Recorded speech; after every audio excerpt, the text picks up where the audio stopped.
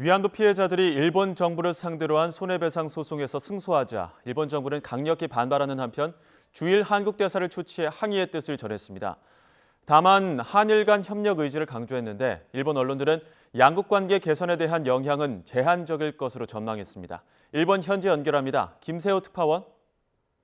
네, 도쿄입니다. 네, 이번 재판 결과에 대해서 일본 정부가 강하게 반발하고 나섰는데 어떤 입장입니까? 네, 이용수 할머니를 비롯한 위안부 피해자들이 일본 정부를 상대로 한국 법원에 낸 손해배상 청구 항소심에서 승소하자 일본 정부는 판결을 수용할 수 없다며 반발했습니다.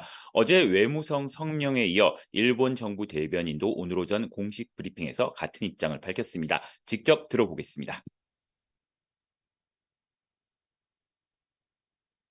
今回の判決については、国際法及び日韓両国間の合意に明らかに反するものであり、極めて遺憾であり、断じて受け入れることができない旨、すでに韓国側に申し入れています。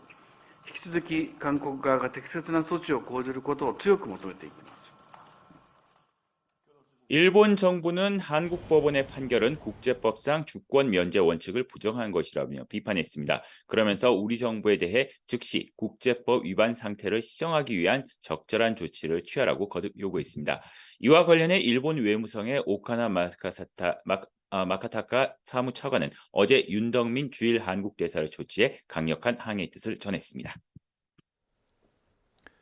네, 일본 정부의 이후 움직임 그리고 한일 관계에 미칠 영향은 어떻게 전망됩니까?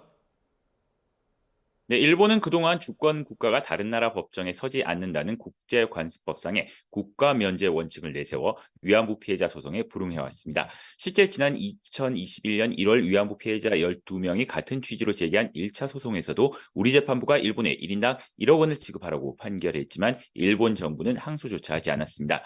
한일 외교 장관 간 위안부 합의 등으로 해결됐다는 입장을 유지하고 있는 만큼 일본 정부가 피해 배상 요구에 응할 가능성은 희박해 보입니다.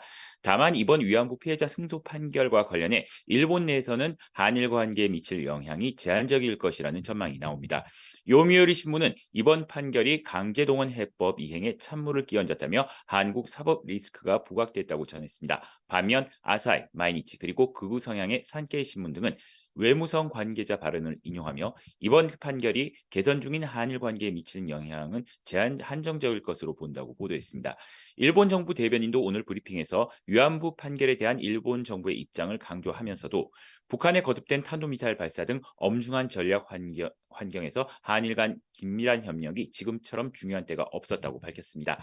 그러면서 한일 두 정상의 리더십을 바탕으로 한일 관계를 적극적으로 움직여 왔다며 한일 간 현안에 대해서는 긴밀히 의사소통을 하겠다고 말했습니다. 지금까지 도쿄에서 전해드렸습니다.